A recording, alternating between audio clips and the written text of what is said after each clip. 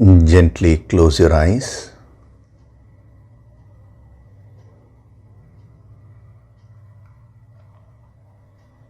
Do deep breathing.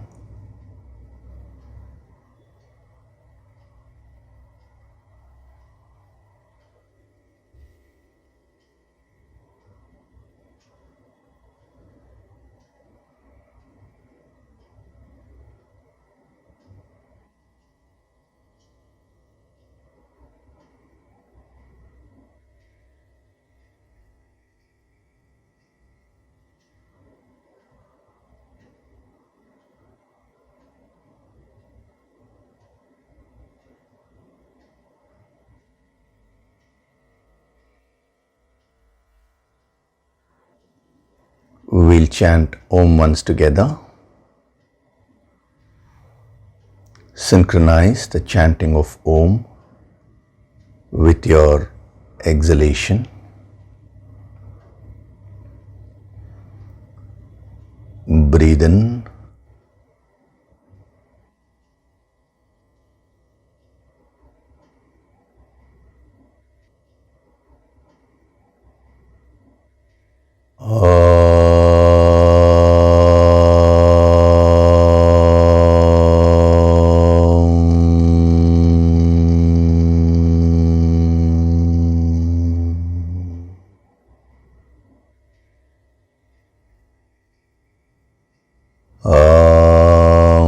सहनाववतु सहनौ भुनक्तु सह वीर्यं करवावहै तेजस्विनावधीतमस्तु मा विद्विषावहै।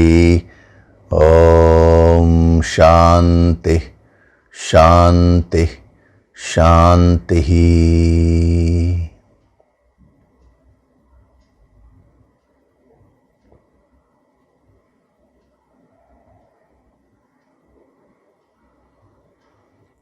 Gently open your eyes.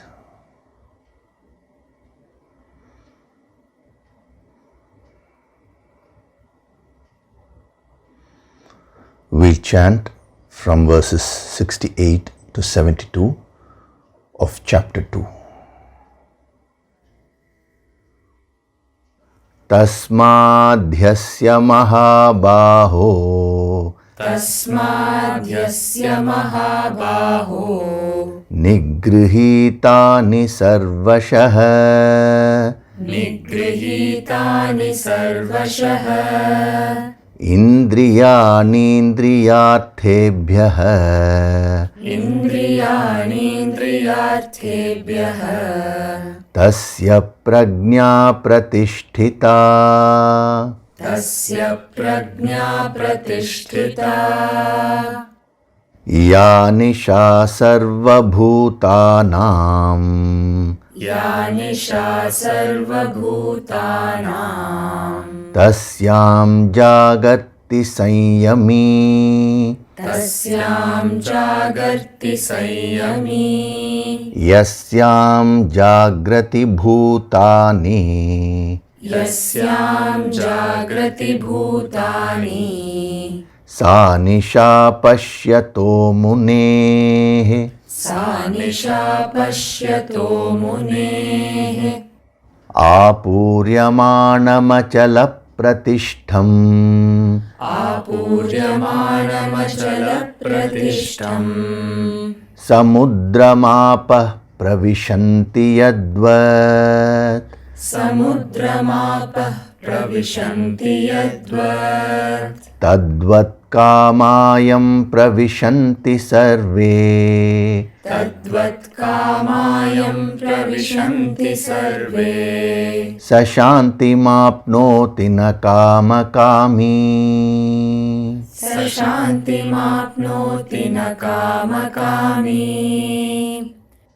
विहाय कामान् यः सर्वान् विहाय कामान्यः सर्वान् पुमांश्चरति निःस्पृहः पुमांश्चरति निःस्पृहः निर्ममो निरहङ्कारः निर्ममो निरहङ्कारः स शान्तिमधिगच्छति स शान्तिमधिगच्छति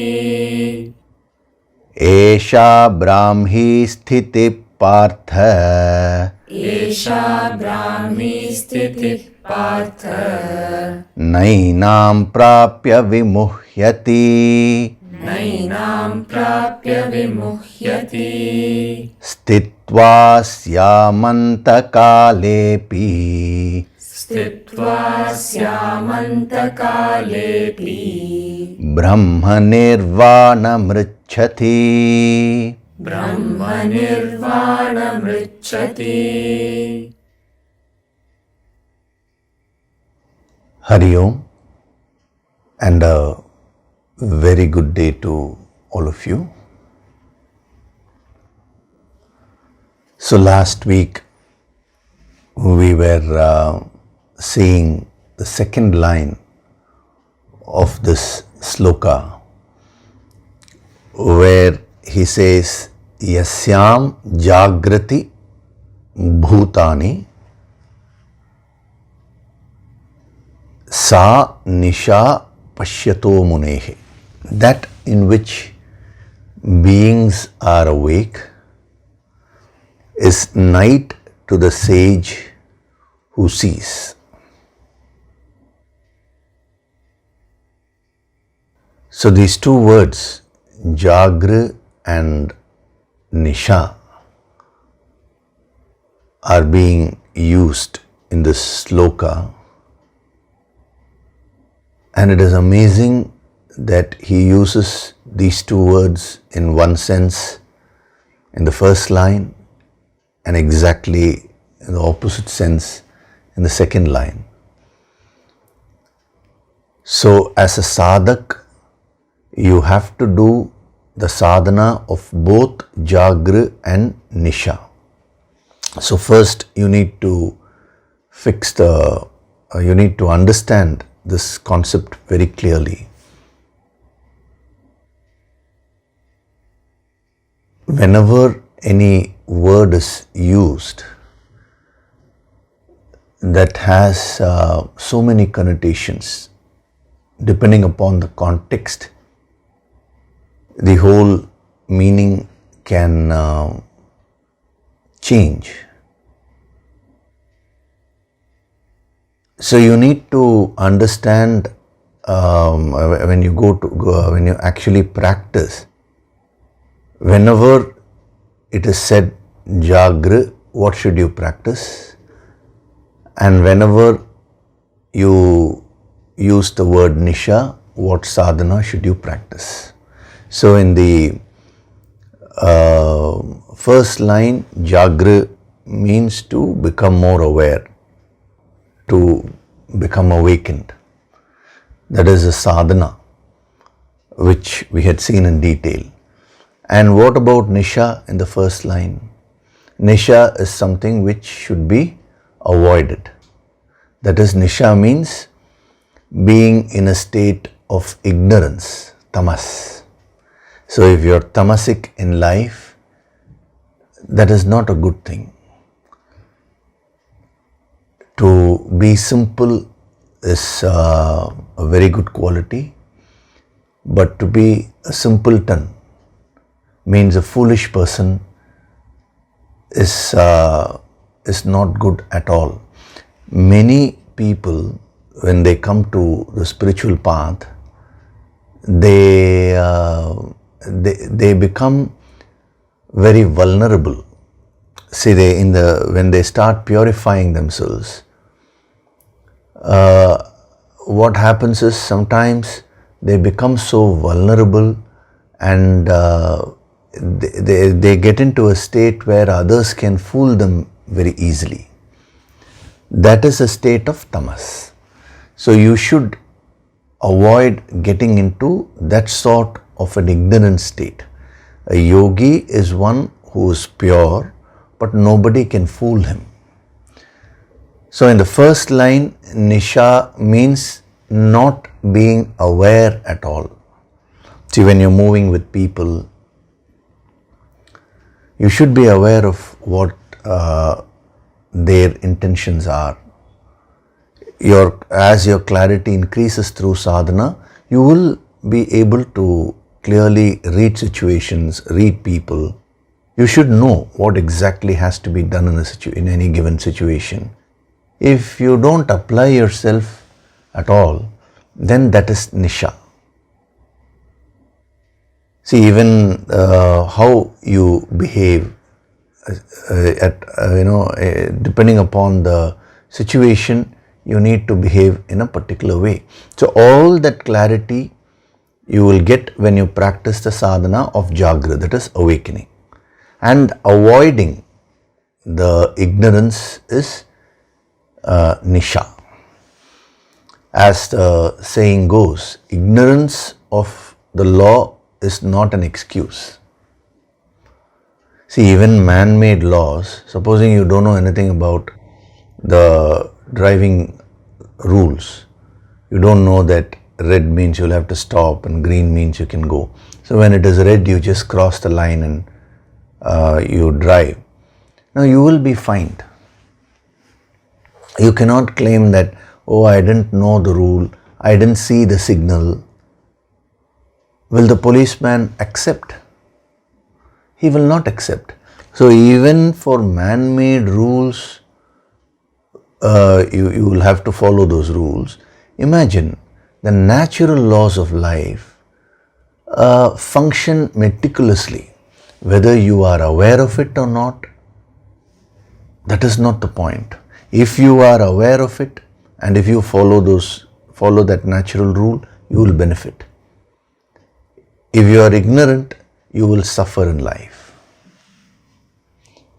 If you fall from the 4th floor and you break your bones, you cannot claim ignorance. You cannot say, oh, I didn't know about the law of gravity, that is why I jumped. Whether you know about it or not, the law keeps on functioning. Similarly, all the spiritual laws are functioning on a continuous basis. They are always existing.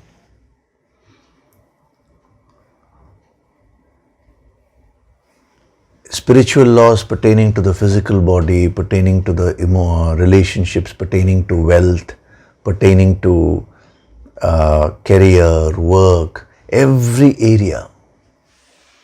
So the more you are aware, the more wisdom you gain and practice that wisdom, the more you will benefit. When a suffering comes in life, you can't say, oh, I didn't know that such a law existed. If I had known, I would have done that. It doesn't matter because the suffering is yours only.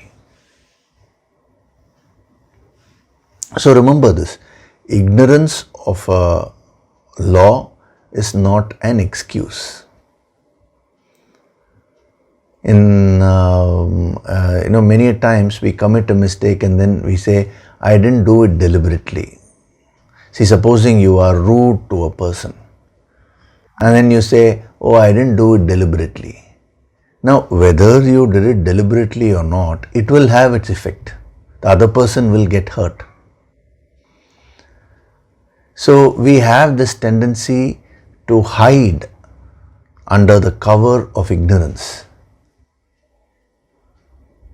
Theriyama pannitan, we say in Tamil, no? Means out of ignorance I did. Okay, if you have truly done something out of ignorance, still the consequences will be there. The point is, you will not repeat that mistake again. But I know people who repeat the same mistake again and again and they keep saying Theriyama pattu, means without knowledge, out of ignorance I did it. Then that is a clear-cut tendency that the nisha, the negative aspect of nisha, that is, I'm talking about the first line, the nisha is something which has gripped you. So you need to avoid that. So in the first line, you need to avoid nisha and do the sadhana of jagra. In the second line, jagra means getting over attached, caught up, enmeshed in the world.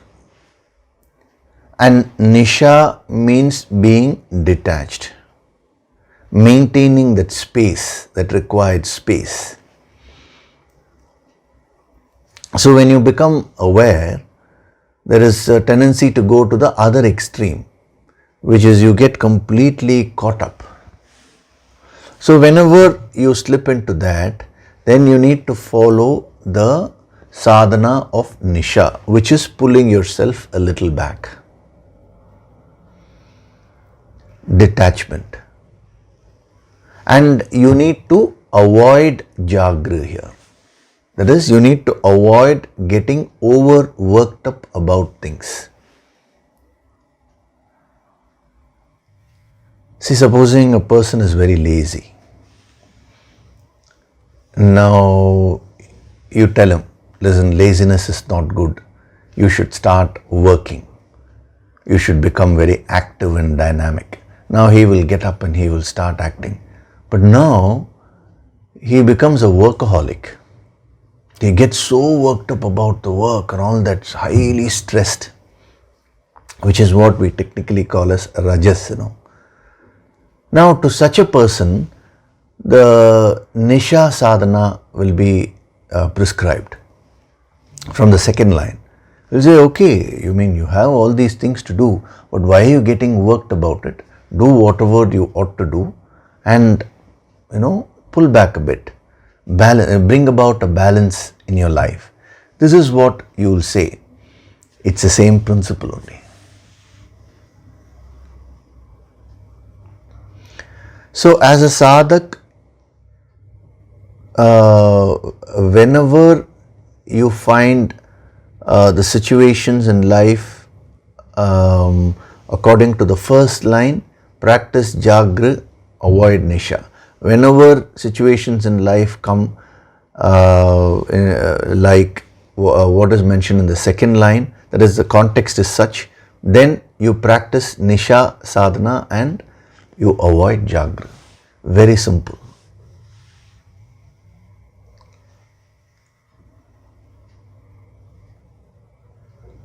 And the beauty is, I told you in the first line,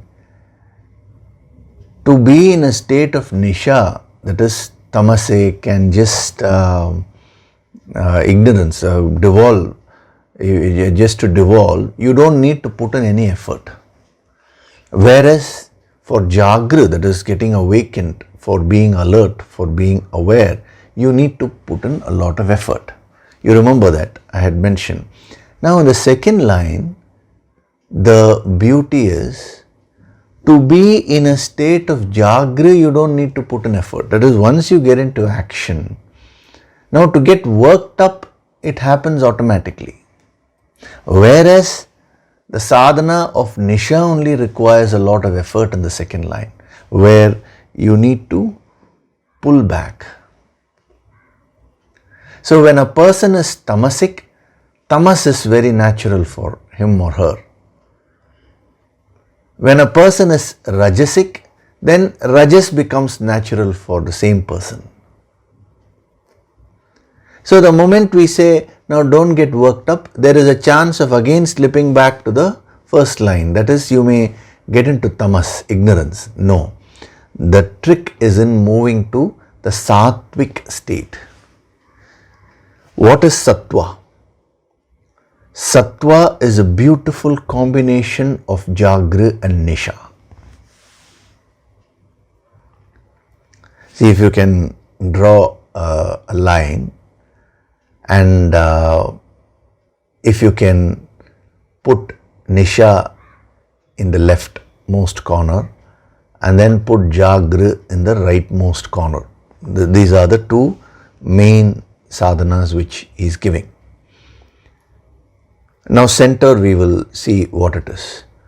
Now Jagra means getting awakened. Nisha means ignorance in the first line. So Nisha is in the left, which is tamas. Now if you want to move from tamas to the center, you need to go towards the right. You have to start becoming more awakened. But when you try to do that, you will move to the other extreme, which is getting involved completely. Then you will have to start moving towards the left to come back to the center, which is Nisha. Again, you pull yourself back, detachment. That is the second line. Now, when you do that, there is a danger of again going back to the leftmost extreme, which is tamas. So you will find that your personality keeps slipping between this extreme to the other extreme. This extreme is tamas, the other extreme is rajas. What is the center? The center is sattva. It is a perfect combination of Jagra and Nisha. You are aware, Jagra element is there. You are also objective and detached. The Nisha element is also there. That is the state of sattva. So for an enlightened person, that comes naturally because he has become 100% sattvic, which means he has crossed over sattva also. To say an enlightened person is sattvic is again bringing him down to the level of the gunas. But when he functions in life, he will always maintain that balance. So when you are on the leftmost corner, which is the first line, moving to the right requires effort. Now when you are in the rightmost corner, which is the second line, moving to the left requires effort. That is the beauty. So for an established yogi, he doesn't need to put any effort when it comes to maintaining the balance because he has got established. He is naturally awakened. He is also naturally detached. So you should practice this sadhana till it becomes natural for you. Till then only the danger of slipping is there. See, when you are learning a language initially, you will make a lot of mistakes. Even supposing you are learning the English language for the first time.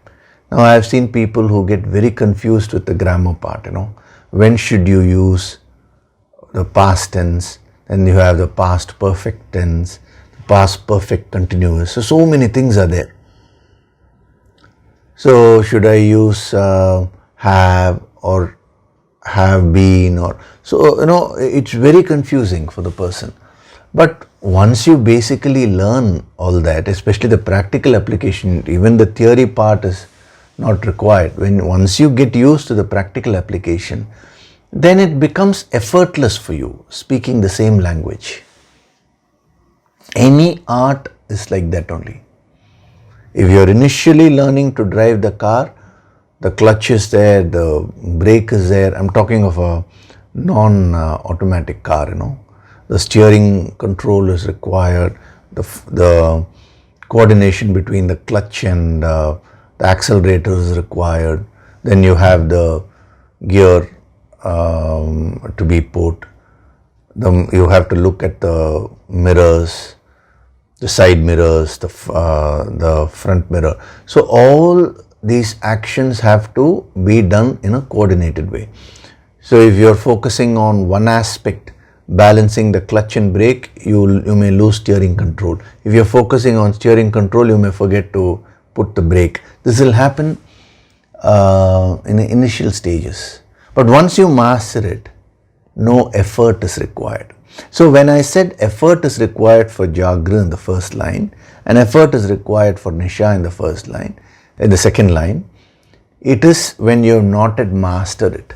But once you have mastered it, it becomes effortless. Which is what we saw in the previous verse also.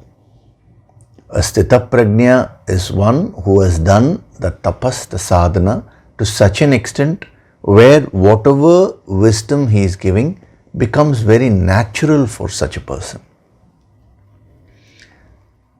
Naturally he is calm. Naturally he has unconditional love. he is naturally cheerful. He is naturally self-controlled. Whatever you have to put an effort today to master, to practice, comes naturally for him. You can't see him and imitate, because since it comes naturally for him, he doesn't need to practice any discipline, anything. See, discipline is only for an indisciplined person. If a person is already having control over his mind, then why should he follow any discipline? That's why you find many masters lead different kinds of lifestyles. If you see the life of Lord Krishna himself, he was a prince. But he never ever moved away from the center. So no point in looking at a yogi or a master and imitating. They have reached, truly reached that level where the mind does not slip at all.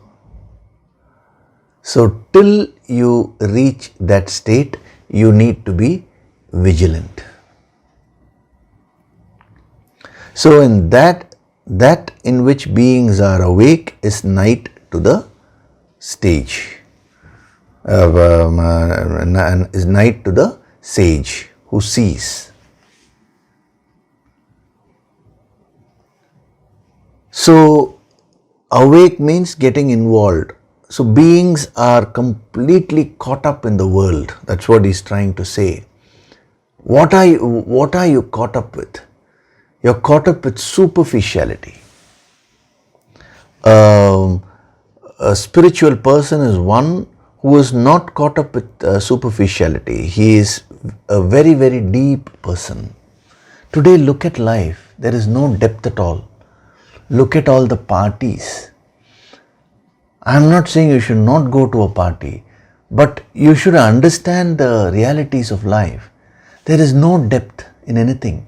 When people greet each other, it has become a formality. How are you? They ask. There is no emotion, no bhavana, no concern how the other person is. But just the words are being used. How are you? And the other person says, fine. Yeah, I'm okay, they say. When a person is not okay, he or she says, I'm okay. You see that the laughter, everybody get together and laugh for something. There is no depth at all. And added to that is all the technology, cell phones, all these things have come. And you have these messengers and through which you keep sending messages, the smileys. The real emotions have been replaced by smileys today. Again, I am not against usage of smileys, but what I am pointing out is you should do everything with the depth. Unfortunately, what is superficial is very attractive in the beginning. What is deep takes time to get attracted to. As Shakespeare said, all that glitters is not gold. It's a beautiful line. All that glitters is not gold. So superficial things in life, they are very attractive in the beginning. They come and entice your senses. They come and pull your mind away. If you don't have the depth, you will fall for it. Anything which is deep, which can give you deep, long-lasting enjoyment, will not come and attract you externally like that. You require to have the perception to note it, and then you have to pursue it. Even in relationships, true love takes time to build. The bonding between two people based on true love takes a while. Infatuation happens immediately. They call it infatuation or calf love. Some people say we just met each other and we knew we are made for each other. How is that possible? You may say we met each other, we found each other interesting, so we are going to see each other, we are going to get married, whatever, that is fine. But to say that we met each other, now that's it. The whole world we are prepared to sacrifice, means how is that possible? That's a very shallow thing. The next year itself I have seen both of them fighting. People who get infatuated, after a while they get separated. So that is what is saying. That in which beings are awake means the superficial things in life people are completely caught up with, whereas that is night to the sage. The sage maintains that serenity. A spiritual person does not get influenced by superficiality. See, according to the times, the trends, he may follow things externally, but his inner personality will not get influenced by that. Like children, first day they go to school and they just talk, the child talks to the person who is next to him, and then he comes back saying he is my best friend. Haven't you heard that? He is my best friend. Very fast, And then the next day he says, I hate him. Why? Yesterday only you said he is your best friend. No, he took away my pencil. You will just smile, you laugh. Because, it's only a child.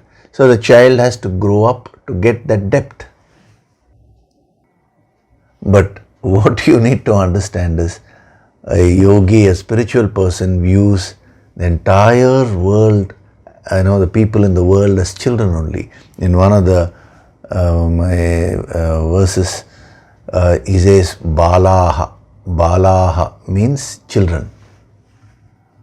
He doesn't get into the spirit of criticism also. Just as you would not criticize a child for its action, similarly, a spiritual master never criticizes anyone, but he understands that everyone is like a spiritual child caught up at some level of superficiality. So we will see. I will give you some tips to examine your life. See, you need to examine your life and see at what level are you caught up in. Just an awareness has to be brought about. Then when you do sadhana, your consciousness will start rising automatically. When you don't increase your awareness, when you're blissfully, if you're just, if you're ignorant and if you're just functioning, then the growth will never happen.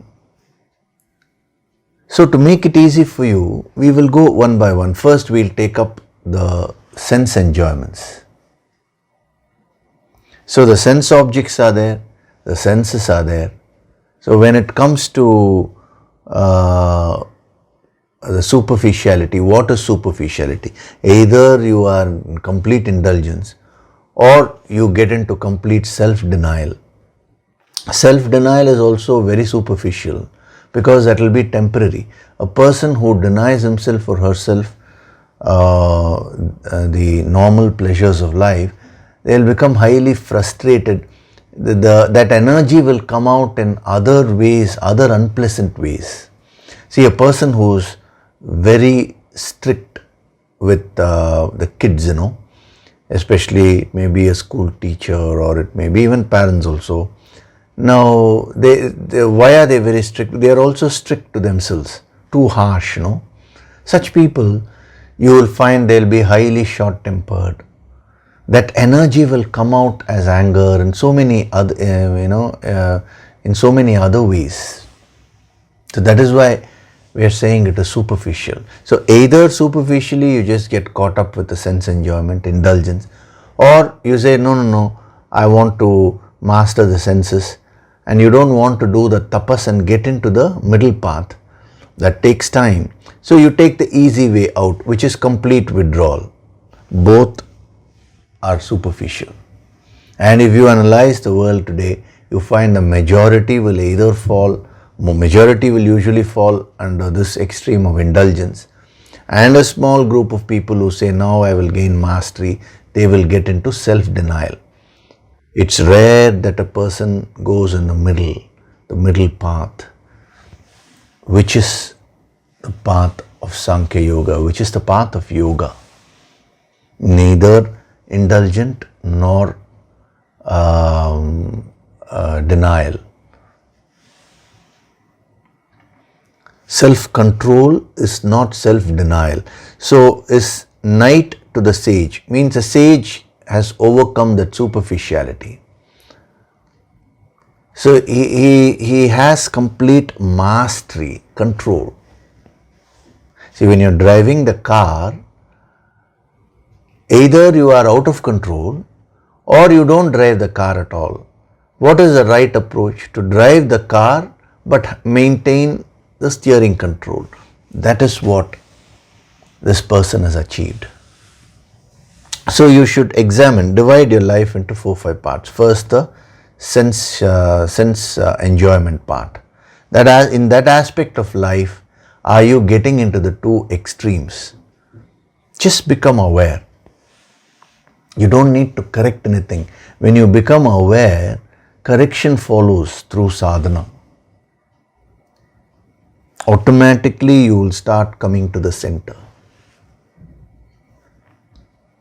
So this is the first level of superficiality. The second thing, when it comes to emotions, either people have superficial emotions, like I told you, how are you? I'm fine. For 10 times two people meet each other in a day, 10 times the person asks, how are you? And this person says, I'm fine. It's a mere formality. Everything has become very, very superficial today. Oh, I love you, they say.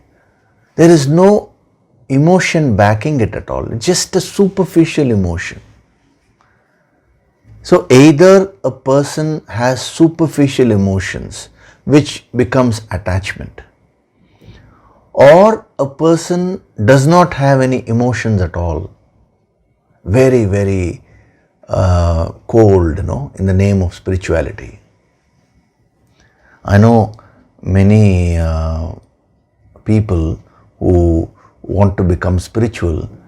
They say, oh, we have to gain knowledge, jnanam. I'm going to practice jnana yoga. And in that process, they become very dry. See, the moment you think about Lord Krishna, he is full of life, isn't it? Can you imagine Krishna being a dry person? Impossible.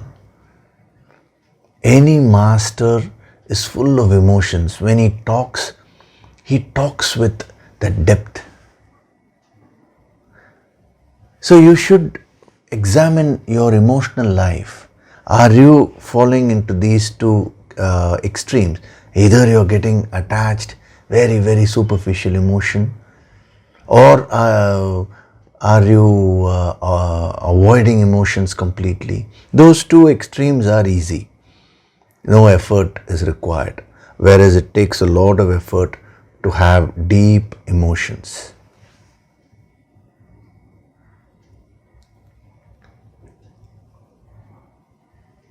Again, when I say deep emotions, it is a combination of having deep emotions and not being attached. The unconditional love.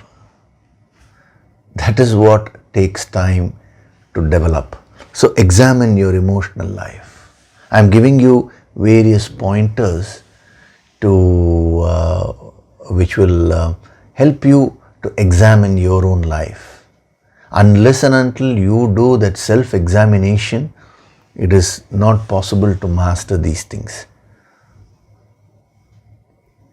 If you go to a master, he is not going to sit and tell you, these are the things which you're doing wrong, these are the things which you need to do. There are no do's and don'ts. He will give you principles based on which you should find out what are you doing. You should formulate your own do's and don'ts. And as you progress spiritually, your do's and don'ts will change. What were dangerous to you earlier, now you may, having conquered the weaknesses, you may freely go and mingle there. So all that you need to work out. The pointers are being given here. This will be very, very helpful. Similarly, at the thought level, intellectual level, either you don't think at all, that is a superficial way of functioning, or a person in the name of thinking does overthinking, over-analysis. That is also highly superficial. You become like a machine, See, a machine may calculate, may do wonderful calculations. But what is the difference between a machine and a human being? However much the machine can calculate, there is no depth.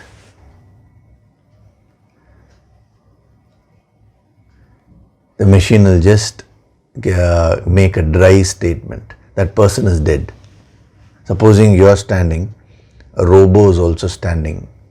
Now, next to you, just assuming it's a most advanced robo which can behave like a human being. That's what they are talking about today, the artificial intelligence. Supposing there is an accident in front of you, the robo will say, and the person has died. The robo will say, the person has died. You will also say the same thing, but your perception will be totally different. There will be that depth. That depth will be missing in that robo. So examine your intellectual life. Are you being superficial, or are you having deep thoughts? A spiritual person is one who has the depth in thinking, in perception, and that thinking helps him to progress in life. It helps others also. When you don't have any thinking, it will not help you, neither will it help you nor others. When you do overthinking also, it will not help you. It will not help others also. It will confuse others. See, supposing a person has a problem and you say, no, I will solve your problem, and you go on analyzing too much. Now that problem, that person will get very confused. Earlier, you at least there was some peace of mind which he was experiencing, but now with all your analysis, he will get totally confused. It will neither help you nor others. Whereas a person who has deep thoughts will gain the ability to influence others. See, depth influences you in a positive way. It gives you that inner transformation. It also helps you influence others in a positive way. A person who is self-controlled physically, mastery over the senses, he will have the, immense energy to function. A person who has deep emotions will be able to give solace to others. A person who has unconditional love, If you are merely superficial, you will not be able to give solace to others. If they get into sorrow, no, that will affect you. Instead of giving them solace, you will make them more weak. Similarly, when you have deep thinking, deep thoughts, then you will be able to influence and guide others effectively. So you don't start with guiding others. First, you transform yourself by developing this depth. And then at the spiritual level, the people are caught up with the manifested world, whereas the spiritual person, he perceives the unmanifest reality. When you are, when when you go to a desert, you see water where there is a sand. That's called a mirage, no? So people are caught up with the mirage. The spiritual person sees the sand, the unmanifest reality, that supreme God principle which is present everywhere. You don't need any proof for that higher power. You put a seed, the seed sprouts. Isn't that proof enough? We are breathing. Every time you inhale, you take in the air, the lungs are filtering and taking the oxygen. Are you giving instructions to the lungs? There is some power which is beyond our conscious control. That power is what they call as God. If you were to just look around, if you were to just look within, you will find there are infinite things which are happening which are beyond your control. So a spiritual person, a yogi, is ever attuned to that unmanifest, subtle reality. Beings are completely caught up with the manifested world. They don't have that depth to get attuned to the unmanifest reality. A yogi does not need to go to any special place of worship. He does not need to do any special ritual, puja, nothing. What is real devotion? He experiences that devotion and depth. He just closes his eyes and he perceives that supreme reality. The entire world is a temple.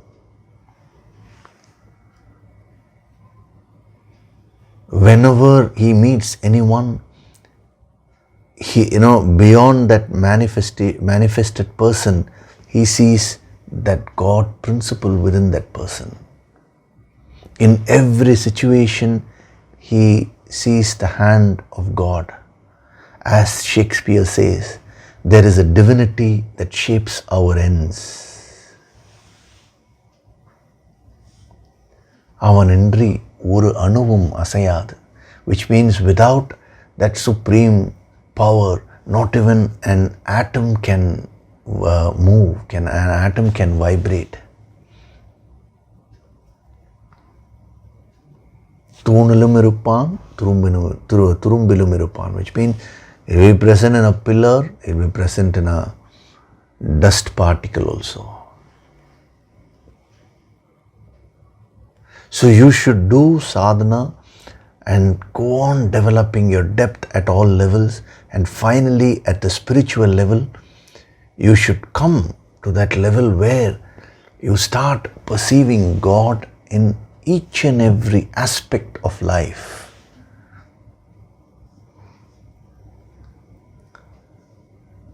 A guru tries to get you into that state. That is why you go to a guru. See, a guru no doubt guides the student in terms of how he or she should function in life. That is also there, the relative aspect. But the real guidance which the guru gives is in the spiritual aspect. He keeps on reminding you. The mind has this tendency to get caught up with the manifested world and you forget the source. The mind always has this tendency to forget things, forget the source, Even relatively in life, when you don't have depth, I know people who discard their parents Can you imagine when we were worthless, in the sense when we were born and we were unable to even move? It was the parents who took care of us. And the same parents today I find a lot of old age homes. So now that you have become independent, you have become strong and all that, you forget the source, the parents. So at the worldly level itself, if you don't have the depth, how can you then remember the supreme source, which is the unmanifested reality?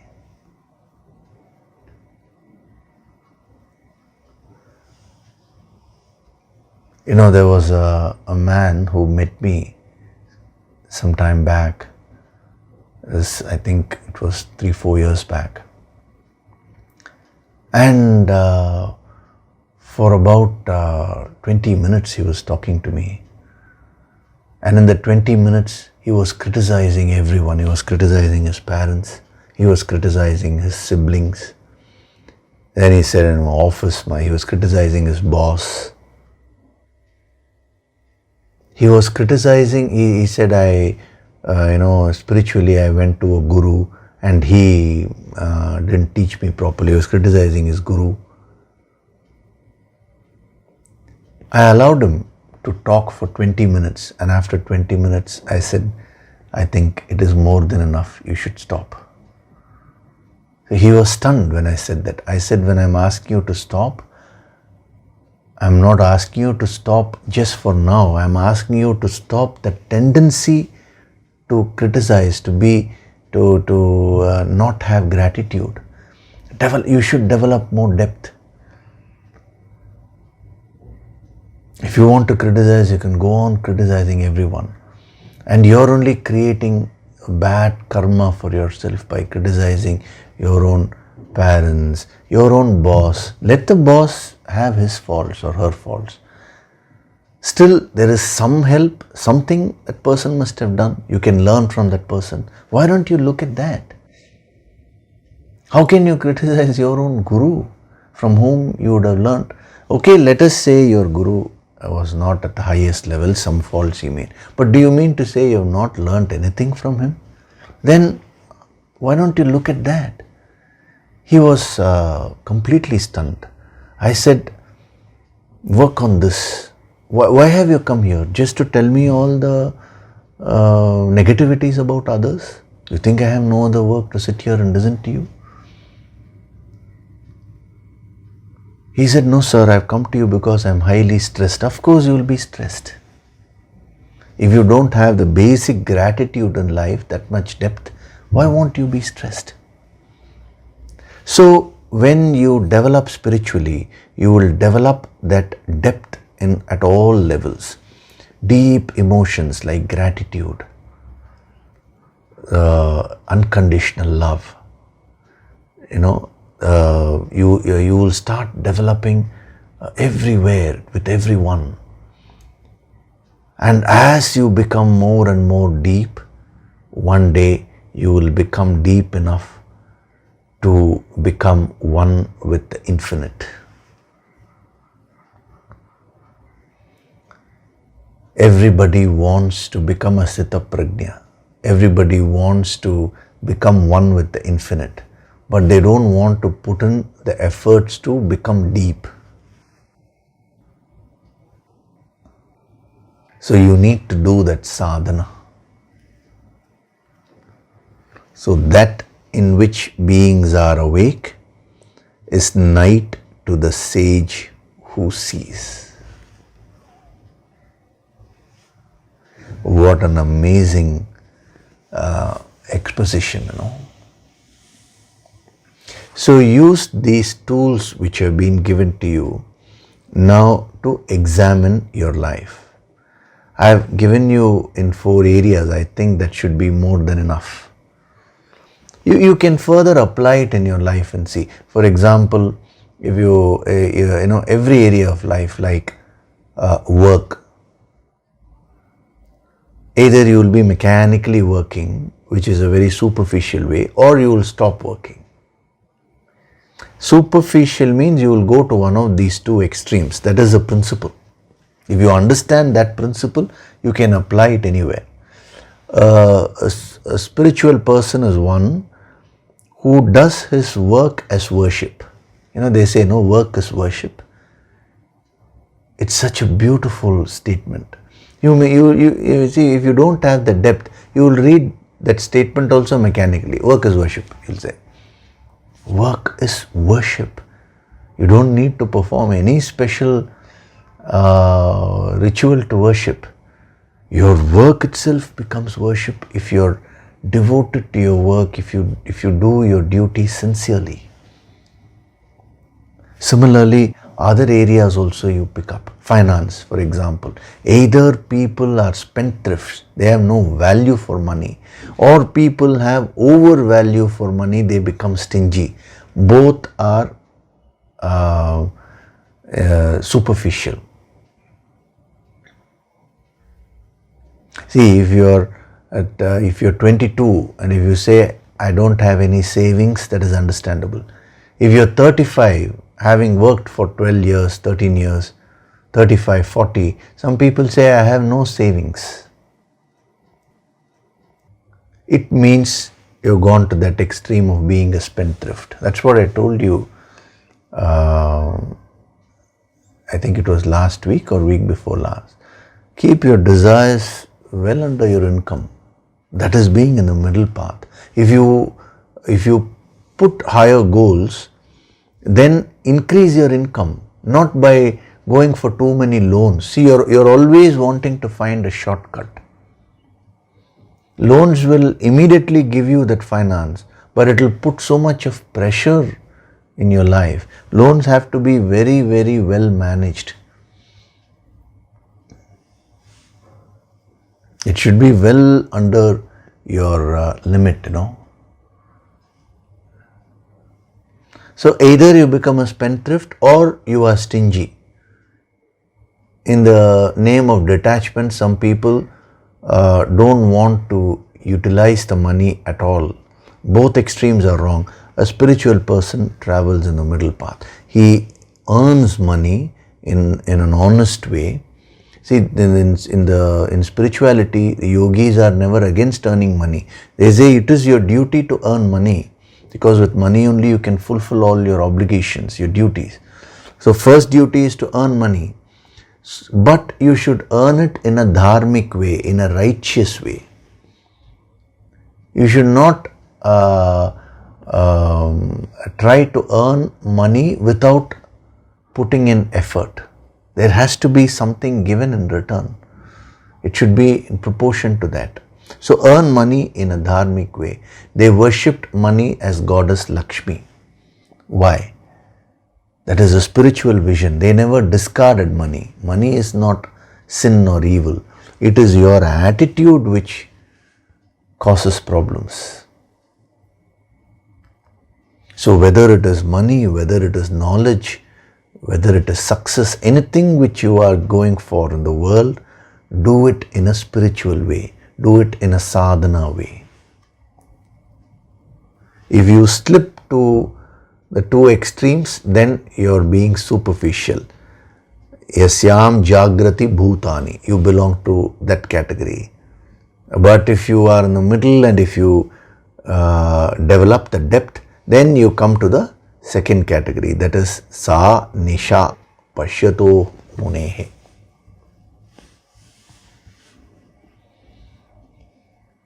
So it is not enough if you just merely theoretically understand these verses, these principles. Now I have given you enough examples. So now you see your own life, what are all the different aspects, and you examine the different aspects and see what is superficiality there, what is depth. Are you taking the easy way out? Are you going to any of the extremes? Even while bringing up children, either people, I see parents controlling the child all the time. That is one extreme. It's very easy to do that because the child has not yet grown up. Child does not have independence. Or I know some parents who who don't guide the children at all. There is a full freedom. That is also wrong. It's an easy way out. But to guide the child in a friendly way without bringing the self-esteem of the child down, to guide the child in a positive way, that requires a lot of effort. That requires a lot of depth. So the principle which you need to master is the depth. So you think about this, superficiality versus depth. Now examine each and every area of your life. This is the simple tool which has been given to you today. So you do that sadhana starting from today. Take up a few areas of your life. Take up financial area or take up relationship. Even in relationships, with children, with spouse, with parents, like that. Take up a few and then apply this principle and see. You know what is superficiality. Now you know what is depth. Define the application there. What is superficiality? What is the depth in that area? Now, how am I functioning in that area? And you will find invariably you will fall into one of the extremes, a superficial life. Become aware of that. The more you start appreciating the depth, the more you will start acquiring depth. If you cannot even appreciate depth, how can you become deep? So with that appreciation, when you do the sadhana, slowly you will find all the superficiality within you will go away. You will become a very deep person at all levels of your personality, in every area of your life. Anything which you do, you will do it purposefully. If you're earning money, there will be a purpose for that.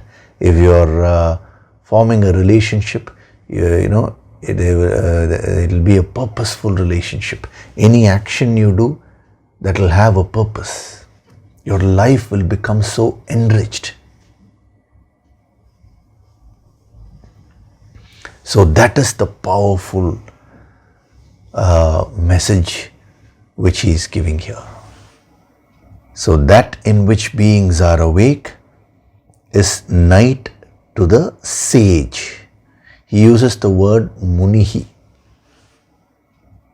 And then he says, who sees, pashyataha. I'll briefly cover that one by one. And then after that, we'll see a very powerful sadhana which you get by the very description of a sthita prajna. So first he says munihi. In one of the earlier verses, I think it was last year or so, I had covered this munihi in detail. So munihi is basically, derived from two words. One is maunam acharati iti munihi, means one who is silent is a munihi. Munihi we are translating as sage, but two aspects are there. Maunam, silent. The second is mananam. Mananam means contemplation, reflection. He is always contemplative. So what do you mean silent?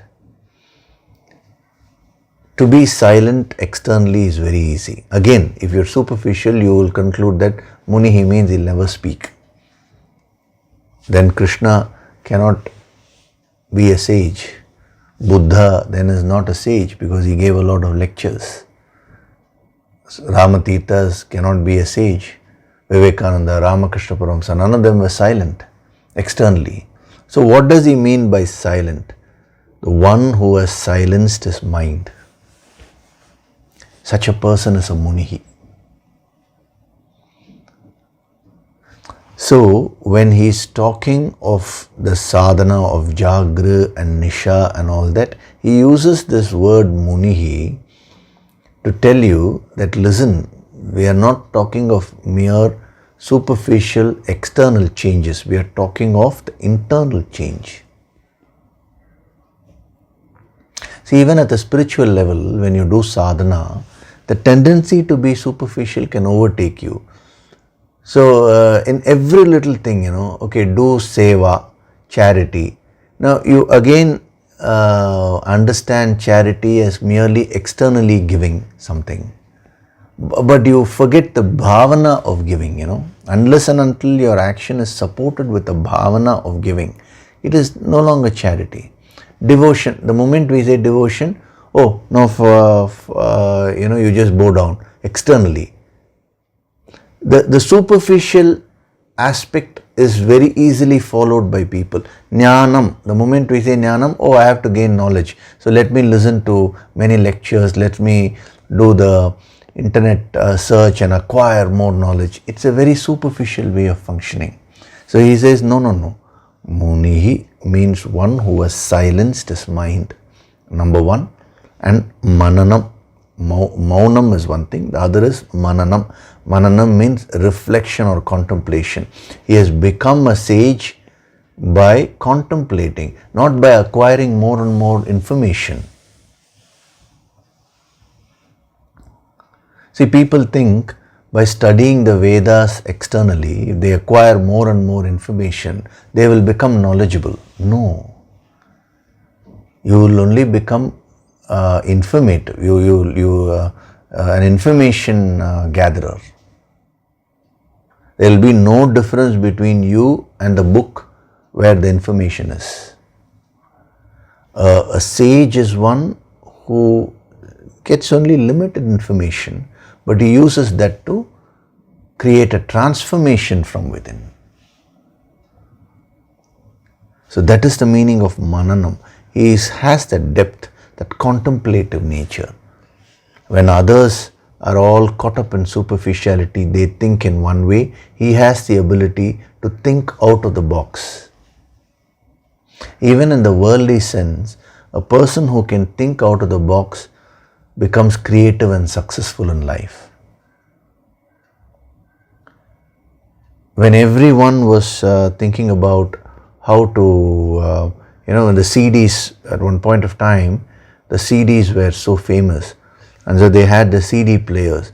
Everyone was trying to improve the quality of the CD players. Why not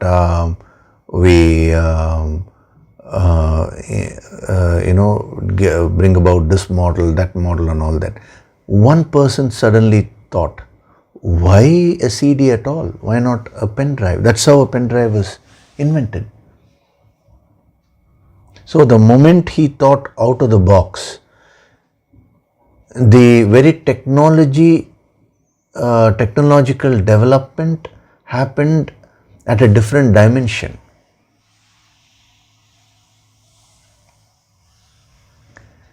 So one who learns to think out of the box becomes very successful. Now a sage can think out of the box in terms of the entire life itself. So anything which he chooses to do will be successful. He'll be successful anywhere, which is what you should strive to attain, that state. You should become a munihi. You don't need to change your dress. Again, see, when the moment it comes to spirituality, people are caught up with superficiality. Whom would you call a yogi? A yogi who wears a particular kind of dress. You relate dress with spirituality. If it is so simple like that, we don't require all these scriptures. Just wear this colored dress, you will become spiritual. It becomes so simple, no? You have strange, superficial concepts about spirituality. You think a spiritual person means that person should necessarily wear a particular colored dress, should necessarily have a beard. There is one person who has this concept that a yogi means he will never comb his hair. Can you imagine? Is it as simple like that? These things have nothing to do with spirituality. Person may have a beard, a person may not have a beard. Person may wear a white colored dress, a person may wear blue color dress or red color dress. All these things do not matter. What matters is the internal state. So Munihi means that person has purified himself internally. He has made his mind silent, maunam. He is always contemplating. So you should put in all efforts to change yourself internally. Then wherever you are, whatever be your lifestyle, it does not matter. You will become a Munihi. If you are wearing jeans and t-shirt today, continue wearing that only. No need to change that now. And then claim that and then ask, have I become a Munihi? No way. You continue in your lifestyle because that is what that is where you're coming from. You don't need to change that, but change yourself internally. So in spirituality also, people think that orthodoxy is spirituality. No, a spiritual person actually will become very flexible. When it comes to principles, he will be inflexible. When it comes to application of the principles, he will be very, very open-minded. A spiritual person will never judge others based on the merely the dress or the lifestyle and all that. If a person is non-spiritual, very superficial, then he will think his lifestyle alone is spirituality. So supposing a person is growing up in an orthodox setup, let us say in some part of India. Now anybody who wears any other dress or a person comes from abroad, that is outside India, he will immediately judge that person as non-spiritual, which means this person has no depth. So Munihi, and then he qualifies him by saying Pashyataha. Pashyataha means one who sees. So Munihi means one who has become like an ocean. Nothing can affect him. Ocean is so full, so paripurna. You pour any more water, nothing is going to happen. You take away some water from the ocean, nothing is going to happen. So Munihi is one who is unaffected like the ocean.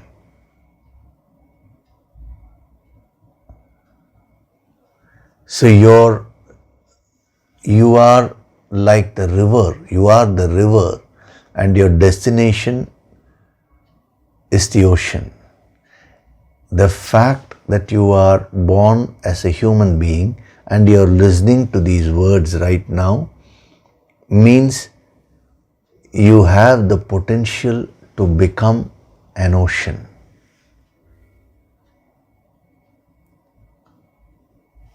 An ocean at all levels, not in one dimension alone. You have the potential to become the infinite, paripurnam, complete.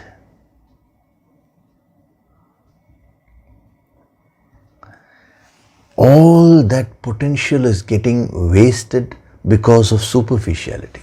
Your entire time, energy is getting drained away because you're basing your life on superficial things. So the sadhana tip for today, the practice for today, this is not every practice which I am giving is not restricted to that particular day. You make a start today. The sadhana practices, you kindly take up your various areas of your life and start examining them.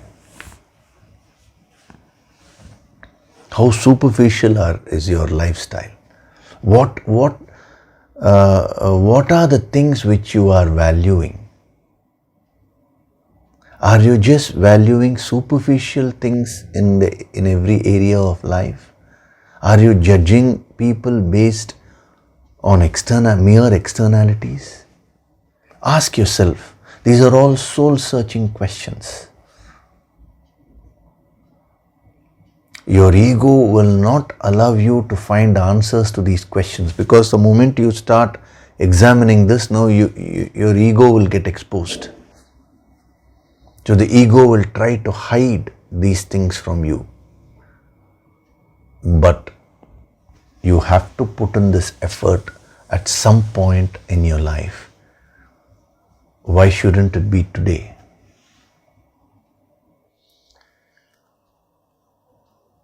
Good things should never be postponed, Okay, so we'll stop with that. The Pashyataha we'll see next week. And then we will also have an overview of the different aspects of Sthita Prajna, the 3 descriptions he has given here. We will take up those and see what is the sadhana there. There's a beautiful sequence which is there that cannot be explained in the beginning. That's why I waited till I covered the basics of this verse. Now you will be in a position to understand that, and that will help you to fix a direction, fix your goals in the spiritual path very easily. Okay, so before we do the meditation, I will take up a few questions which have come.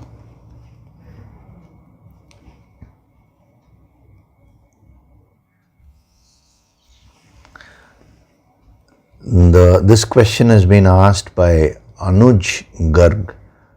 He has put it in the YouTube comment section. Hari Om Yogeshri Ji, kindly accept my thankfulness from the bottom of my heart. You're welcome, and I also thank you. Eventually, this session is very much related to the problem I'm currently facing. I'm getting affected by almost all the actions taken by one of my colleagues as we work together in the same project. I feel that our thinking does not match most of the times, and I observed he skipped me in the important work-related email discussions which he should not. I get fear in telling and even communicating to him what should be the right approach for work-related matters, as I think he can feel offended by that communication. Now I am not able to decide whether I should take this action of communicating to him or not. Please guide me, Guruji. Hari Om. This is a very good question, very practical question which Anuj has asked. This will be useful to all others. I will go to the principle. The principle behind this will be very useful.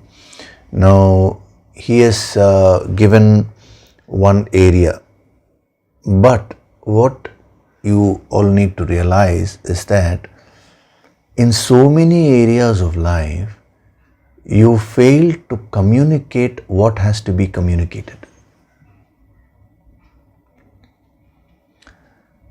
See, supposing, let us say, there's a lady who has sent a mail. This answer will solve her question also. She has said, my husband is very rude to me. He talks insultingly, all the time to me. I have this fear and hesitation to communicate because I am afraid that if I communicate that, he will get offended. Say almost the same words only she has also used. Now, it is not merely between a husband and wife or in office. In many, many areas of life, when you are affected, you are afraid to express, you are afraid to communicate. Now, let us analyze this. If you fail to communicate, what will happen? See, whenever you don't communicate properly in these sort of situations, your internal pressure will go on building, and a time would come where it will suddenly burst, which will spoil the relationship completely, which will create other issues. So that is why in the ancient wisdom, what they say is, one of the principles is, whenever you perceive a problem, it is better to nip it in the bud. You should not go on postponing solving the problem. You should become solution oriented. So to that lady who was asked, if your husband is insulting you and if you are getting hurt, it is very important that you communicate that to him. Otherwise what will happen is he will go on insulting. You will go on taking it, and it's not that you are not getting affected. You will keep getting affected. It will build a lot of pressure. One day that will burst, or you will show all that anger on your children to someone who is right now in a weak position, You may lose your sleep over it. Same thing to this person also who has asked. If you don't communicate, these are going to be the consequences. You will not be able to sleep peacefully. Night and day, you will only be thinking about this. And then you come and do the sadhana. You sit and say, okay, let me do Yoga Sankirtan sadhana. Now you will close your eyes. Who do you think will come in your mind the moment you close your eyes? It is your colleague only. So entire Yoga Sankirtan session, you will be struggling with these thoughts. You have to release them. Okay, somehow you release them, because the energy will always want to release all the unwanted negative forces which you have stored within yourself. That day you release. The next day you go. The same problem is remaining because you are not practically solving that. So again that you will gather a lot of impressions, a lot of negative energy. This will keep on going endlessly. So if an incident affects you once, that itself has to be released. Now if that incident is recurring again and again in your life, now it is very important for you to handle it. So first thing is, you need to learn to stand up for yourself. You need to learn to speak where it is necessary. Otherwise you will only suffer. Spirituality is not passively suffering. Supposing you are at a very high level and you feel that I don't want to waste my energy talking to the person, but I just forgive that person. You will generate a different kind of energy from within which will influence the other person. Slowly that person will stop that behavior. Either you should be at that level or practice whatever I am giving you now. So the first thing is, you should not take the step of not communicating. You should overcome that fear, that hesitation. How? By choosing not to communicate, you are choosing to build the negative energy within your system, which is more dangerous. You are saying that person will get offended. Now if the negative energy goes on building within your system, that is what is more dangerous. One day that will burst. You will say something totally out of control. Right now when you talk, at least you will be you will be able to talk with certain amount of control. So never allow the problem to compound. Then the mole will become a mountain hill. They say, don't make a mountain hill of a mole. Means don't allow something to go on gathering momentum, then that will completely control you.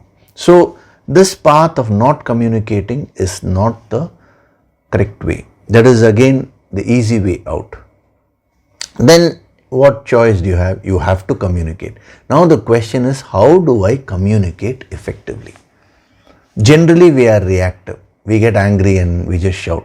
Instead of being reactive, you calmly analyze. Now I have to communicate to that person. What is the psychology of that person? You can call that person for a meeting. I want to talk to you. I want to discuss something with you. And or you can write a nice message, that you can spend some time writing, see these things are happening. I'm not into the mode of criticizing you or anything, but these things are affecting the work. These things are affecting me. So this cannot go on like this. So from now on, this is what I expect. So very, very clearly communicating, either in, you can give it in writing. Some people are comfortable with that, or you can call for a meeting. You prepare whatever points you're going to say and communicate that to that person in a nice way. You should be polite, but at the same time firm. That is a beautiful spiritual quality. So when you do that, you don't assume, see, you're already assuming, if I communicate now, that person will get offended, that person will say this person. You're creating a reality by projecting your mind. So what I would suggest is, before you get into the communication, do the Yoga Sankirtan Sadhana one full round. The three audio material, Nirvana Shatkam, Sri Haridhyana and Mahashiva Dhyana. So do them once, and after release whatever fears and all that which you're having. Just think of the problem and sit. Automatically all the emotions, thoughts related to that problem will come out. Do the deep breathing and release. Surrender to the Guru Shakti, then the Guru Shakti will help you. The blessings of the Divine Masters will come and help you in your sadhana. So after the sadhana, just think of that person, bring that person to your mind. This is after you finish the sadhana with eyes closed. Just bring that person in front of you and visualize as if you are sending that person a lot of unconditional love energy. Just for 3 days you do that. And then after that, you ask yourself, now how am I going to communicate? You have no choice here. So if you take that step, you will be able to overcome the fear and hesitation. And ask yourself, what is the worst that can possibly happen? What is the big thing? Is your head going to be chewed off? Nothing. The worst that can possibly happen in life, once you think of that and you accept that as reality, now these things will not cause fear in you.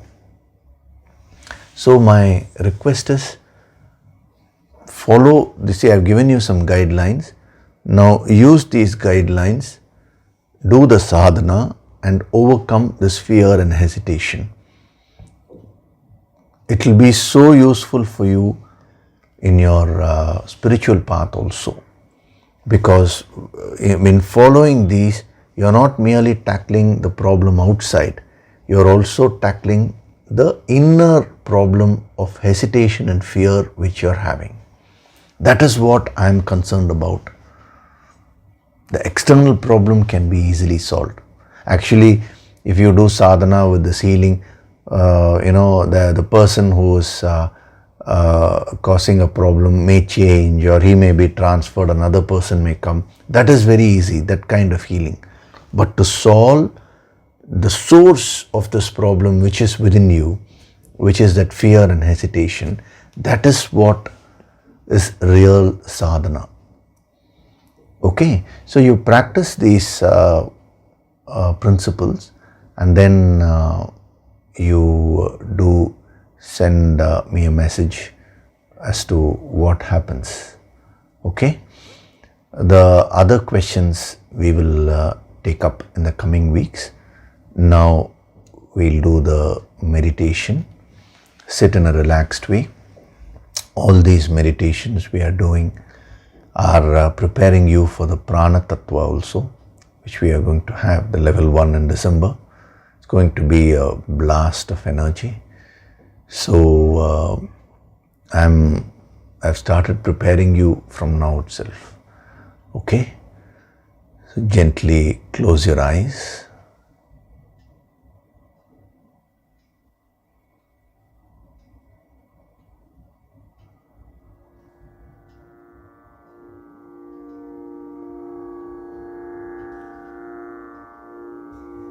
Do deep breathing.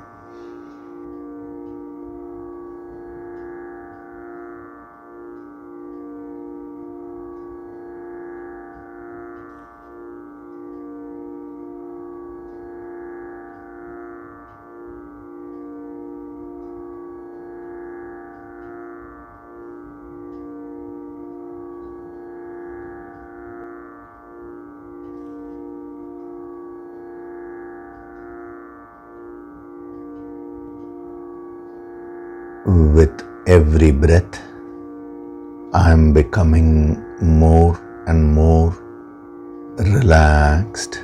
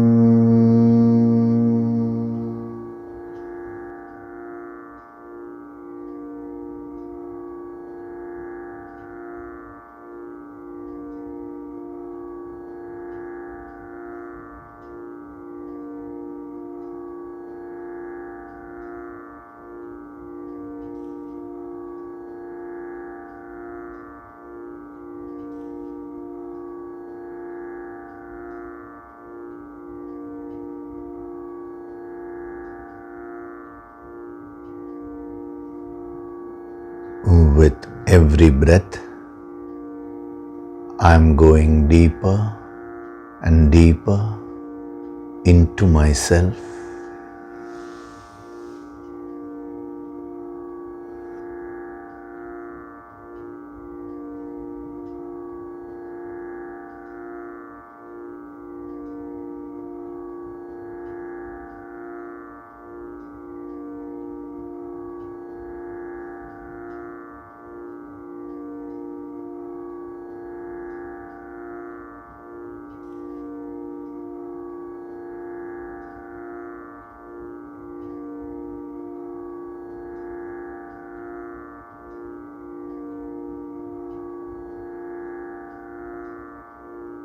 I choose to be in the center.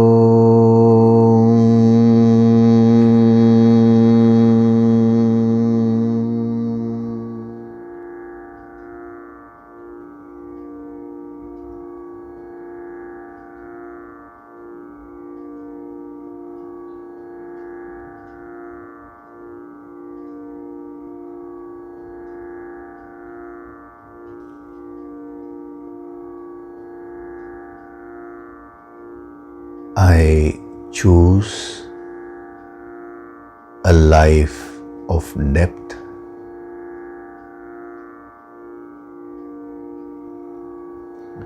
That of self-control and self-mastery. Deep emotions, deep thoughts.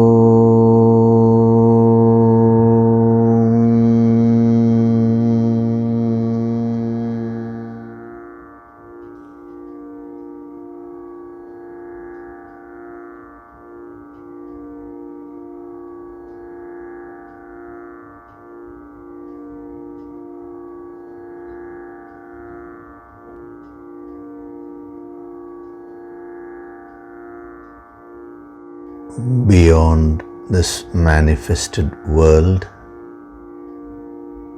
is the unmanifest reality, that supreme God principle. I attune myself to that supreme power.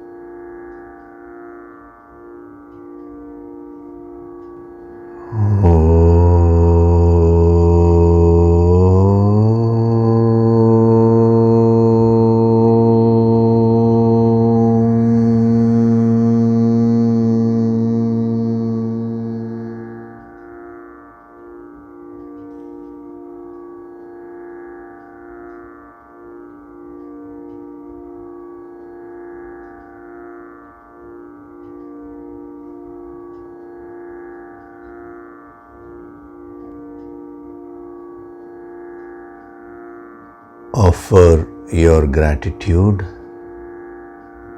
to God Supreme.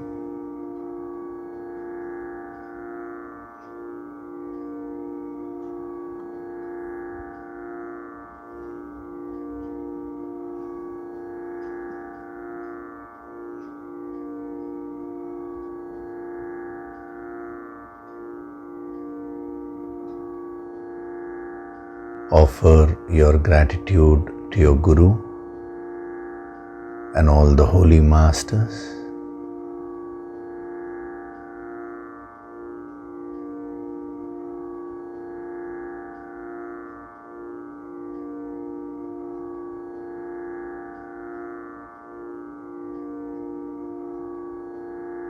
Slowly come back. Wriggle your fingers, your toes, rub your palms together to create a warmth.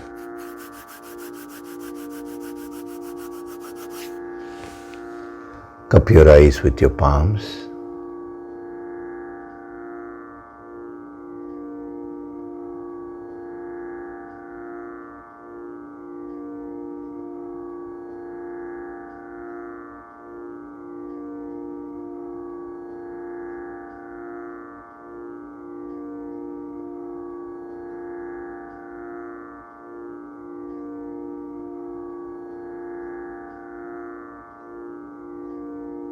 Gently rub your eyes, cheeks, forehead, top of the head, back of the head and neck. Slowly open your eyes.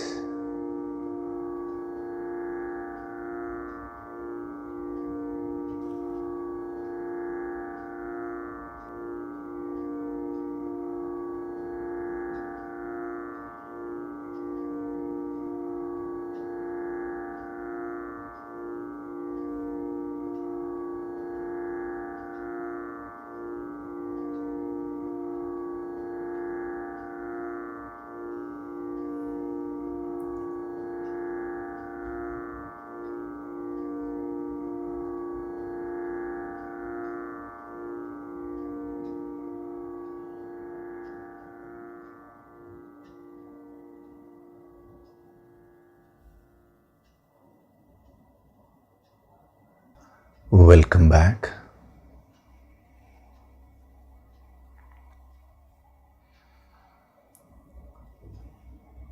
So it is the depth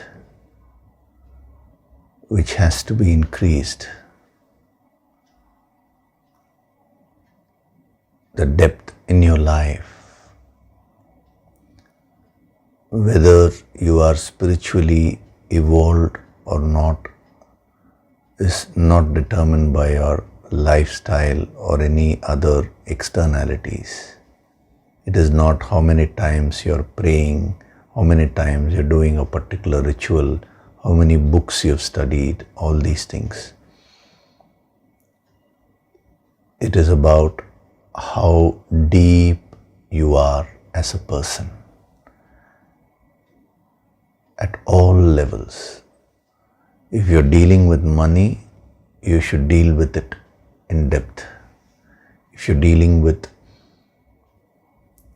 sense objects, you should deal with it in depth. If you're dealing with emotions, you should deal with emotions in depth. If you're dealing with thoughts, it should be in depth. And all that stems from the real depth, which is being attuned to that unmanifest reality.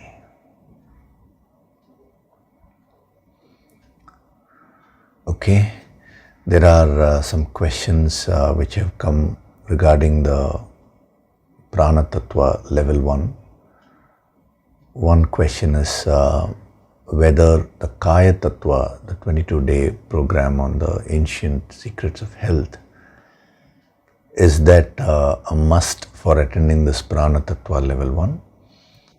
I have not put it as a condition, but if you have attended that, it will be very useful. Because in the Kaya Tattva, that program, 22 meditation sessions we had, each meditation session at least for an hour or so, 45 minutes to an hour. We went very deep, Now the Prana Tattva level 1 will continue from the depth. So it will be easy for you. I have not put it as a condition, but if you have done that, it will be wonderful. There are many who have registered for that course now. Anyway, I think you would have been given just 1 month or so to complete that.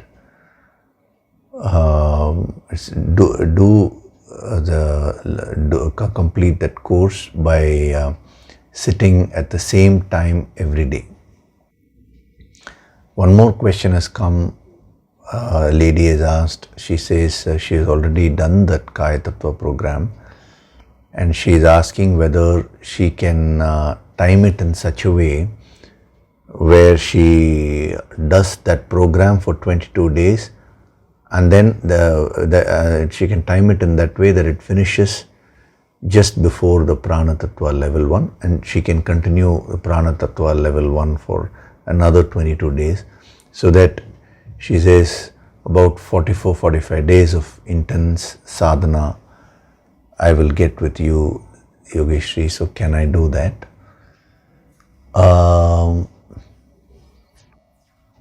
I would suggest that you avoid doing it continuously like that.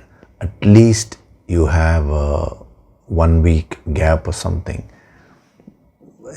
because the Kaya Tattva itself will be very deep, and this will be even more deep. So 44-45 days, even though on paper it looks very attractive, it can become a little heavy. So at least 1 week gap you should leave if you want to do that again. In case you're doing anyway, I've asked them to notify me as to who are all doing that, because I'll be sitting and specially giving some healing so that you're able to handle the energy. That part of it is always there, but it will make it easy for me and you if you leave a certain amount of gap, at least 1 week. And there are other questions which have been asked about registration, how to do this, that and all that. You can call up the organizers and you can talk to them directly, because they are only handling that. So if you have any questions related to the material, the Prana Tattva, that you can ask me. I'll give you the direct answer. So the course is going to be about increasing your energy field and becoming a very, very powerful personality. How to increase the personal magnetism, to increase your aura, to learn to master the first level of your aura, the energy, the energy play. So that will make you a lot powerful, that will purify you completely so that you don't misuse that power. That is very important. Actually, first 1 week of that program will be spent on giving you intense healing and purifying you and making you very, very subtle. And then we will explore the Pranavayu Sharira. The pranic body itself has many parts. So the first level is Pranavayu Sharira. So that will give you immense powers, control over your physical body also, and your actions, everything will change for the better. So right from outset it's going to be very intense. So be committed. If you're registering, means do it with that commitment. And if any preparatory meditations are required, those who have registered, you will be contacted soon. And I'll also prepare a few simple practices which you need to do, and you will be sent those so you can start practicing them. And every day I've started the process of sending the healing Shakti and preparing those who have registered. Now, as far as I'm concerned, the day you register, the moment you register, that commitment you have given, then the healing Shakti for this preparation will start. So it is all up to you to make use of this. Okay. Otherwise, continue with your regular sadhana as of now. What special things you need to do as we go along, you will be contacted, and the instructions will be given to you. Okay. So thank you very much. We'll meet next week. Hari Om.